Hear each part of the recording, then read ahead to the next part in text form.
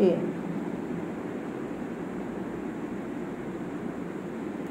Jadi at-tarji', okey. Jadi maknanya sebelum dia sebut kalimah asyhadu an la ilaha illallah, dia sebut asyhadu an la ilaha illallah secara perlahan. Kemudian dia mengulanginya dengan perlahan dan berkata asyhadu an la ilaha illallah. Okey ya, hadis tadi. Kemudian at-tathwib, yang tadi yang keenam. At-tathwib ketika azan subuh, iaitu menyebut as-salatu khairum minan naum sebanyak 2 kali selepas menyebut hayya 'alal falah, sebagaimana yang dinyatakan dalam hadis Abu Daud. Okey, kemudian yang ke-8, Bilal hendaklah mempunyai suara yang elok dan merdu supaya hati pendengar menjadi lembut dan cenderung untuk menyahut seruan azan tersebut.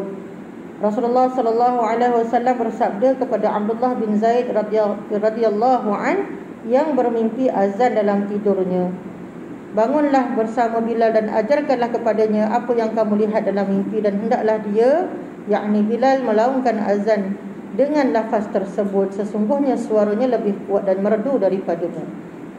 Hadis Abu Daud dan lainnya. Baik, ini ceritanya tentang suara yang elok dan merdu ni jadi satu keutamaan, ya. Ciri-ciri orang yang nak melaungkan azan ni, kalau suaranya tak berapa nak sedap atau tak berapa nak merdu, orang yang dengar pun tak ada semangat nak pergi nak menyahut. Ya, jadi itulah maknanya, kenalah sedap, kenalah merdu. Sebab tu Rasulullah pilih Bilal, sebab Sayyidina Bilal suaranya memang merdu. Ya, suaranya merdu, suaranya merdu, sedap, suaranya sedap didengar. Kemudian Bilal merupakan orang yang terkenal di kalangan orang ramai sebagaimana seorang yang berakhlak dan adil. Ini kerana pemberitahuan mengenai masuknya waktu sembahyang lebih mudah diterima daripada orang yang memiliki sifat-sifat tersebut. Juga kerana pengkhabaran atau berita orang fasik tidak diterima. Ini nak ceritanya, nak lantik Bilal tu pun mesti orang yang berakhlak. Ya, kena kira juga tu. Ya, sebab orang yang berakhlak, orang yang sikapnya adil, orang yang orang ramai kenal dia, tahu dia tu macam mana. Jadi senang orang nak terima dipanggil azan tu. Okey. Kemudian tidak melerit-lerit ketika menyebut lafaz-lafaz azan serta tidak berlagu, bahkan perbuatan tersebut adalah makruh. Okey. Azan yang agak melampau, dia punya over sangat, lagu dia tu agak melampau, lebih-lebih sangat, lebih-lebih sangat. Kan saya azan susah pula kan, lebih-lebih sangat sampai over lah, ya. Dia suara sedap ni, suara kalau sedap tak payah over beriam tau, memang sedap telinga orang dengar. Kan? Memang suara kalau sedap, lunak, dia tak payah nak berlagu berlebih-lebihan. Orang dengar pun memang dah sedap, InsyaAllah. Jadi untuk azan subuh yang ke-11 pula, untuk azan subuh di masjid disunatkan dilaungkan oleh 2 orang Bilal. Seorang melaungkan azan sebelum masuk waktu subuh dan seorang lagi azan setelah masuk waktunya.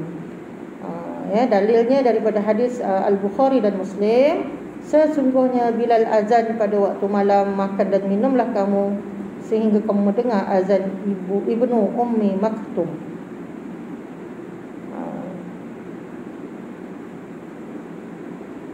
Dia azan 2 ni, azan yang saya sebut azan subuh yang 2 kali tu kan, yang disunatkan azan 2 kali subuh.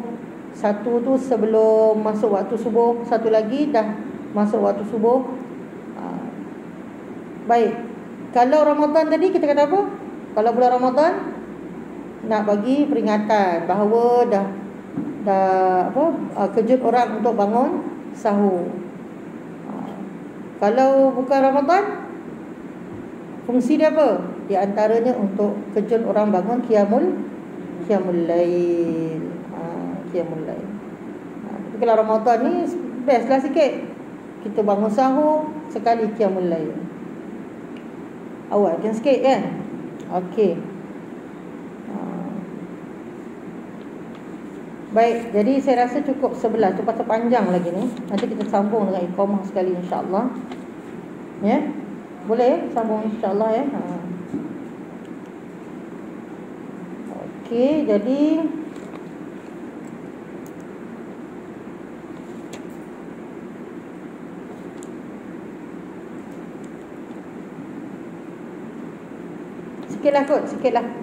sikitlah.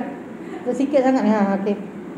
Okey, pendengar azan disunatkan diam dan meneliti serta mengucapkan apa yang dilafazkan oleh Bilal. Dalilnya ialah sabda Rasulullah sallallahu alaihi wasallam berkata, apabila kamu mendengar seruan azan, maka hendaklah ucapkan seperti apa yang dilafazkan oleh orang yang azan. Hadis Al-Bukhari dan Muslim. Tetapi ketika muazzin Bilal menyebut hayya 'alas salah dengan hayya 'alal falah, hendaklah jawab la haula wala quwwata illa billah.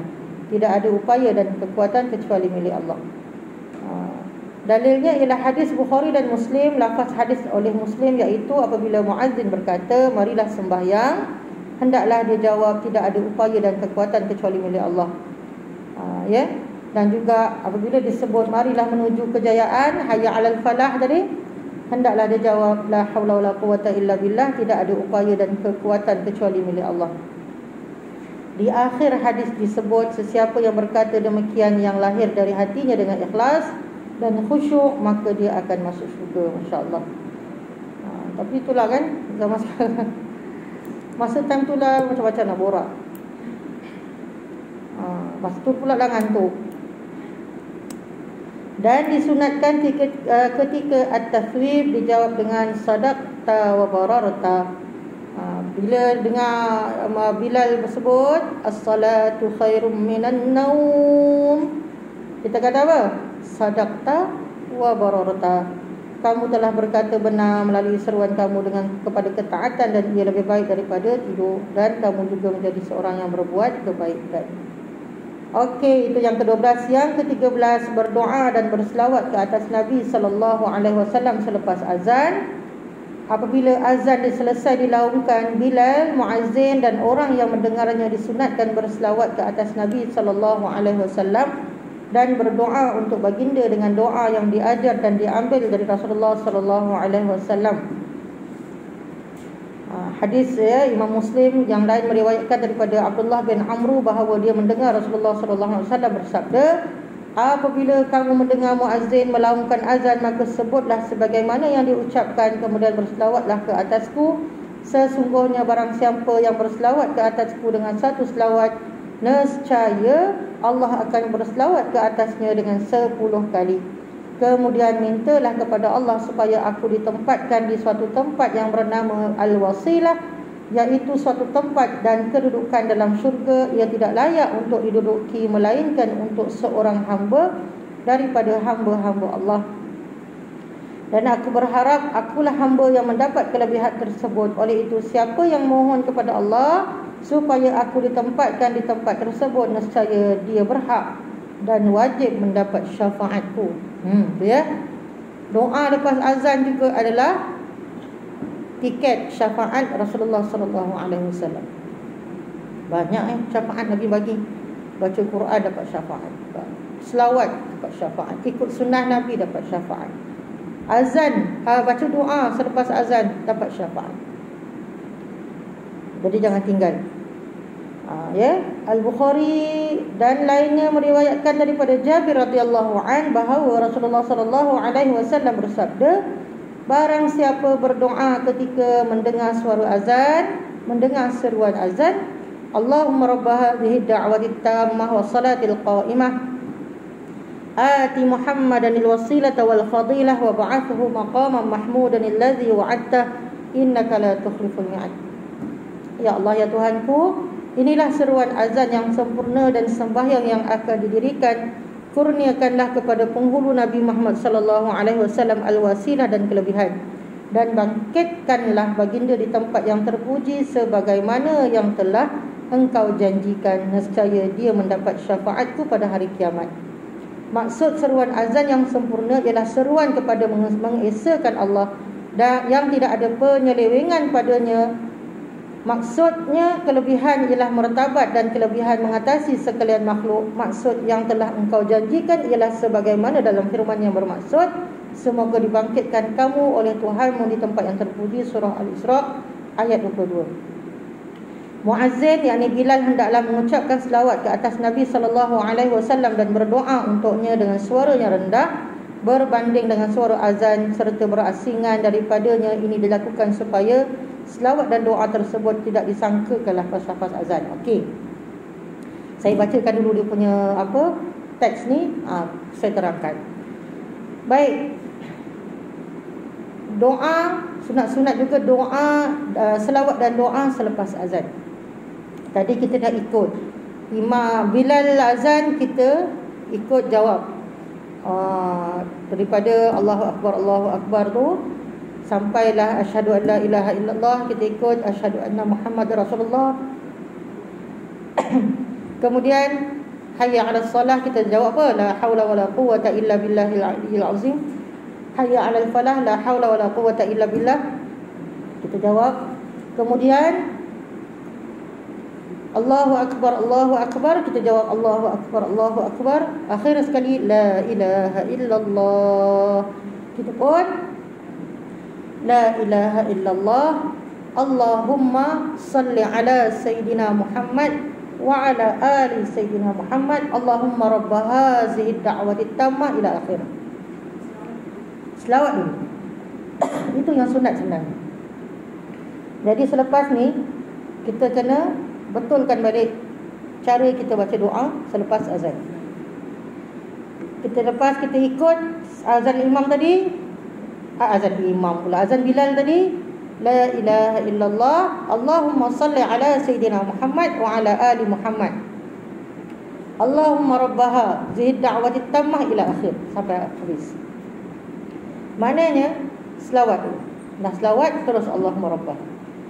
Cuma tadi muazzin ni, orang yang azan ni atau Bilal ni tadi, dia azan tadi kan kuat kan, la ilaha illallah. Kemudian diperlahankan suara dia, Allahumma salli ala Muhammad wa ali Muhammad, Allahumma rabb hadhihi da'wati tammah wa salatil qa'imah ila akhir. Dia boleh guna mic lagi tapi suaranya slowkan supaya mengingatkan orang lain supaya berdoa. Tapi selawat tu okey. Okey, jadi jelas ya kat situ ya. InsyaAllah kita dah selesai azan. InsyaAllah nanti minggu kita jumpa Ramadan akan datang, insyaAllah. Okey. Itu surah pada Puan Siti macam mana surah. Okey, jadi saya rasa cukup setakat dulu insyaAllah. Yang baik datang daripada Allah Subhanahu Wa Taala. Dan segala kelemahan daripada diri saya sendiri, saya mohon maaf kalau ada salah kata, salah cakap di atas kelemahan saya. Saya mohon ampun dengan Allah Subhanahu Wa Taala dan mohon maaf dengan perempuan semula. Kita tutup dulu dengan doa. A'udzubillahi minasyaitonirrajim. Bismillahirrahmanirrahim.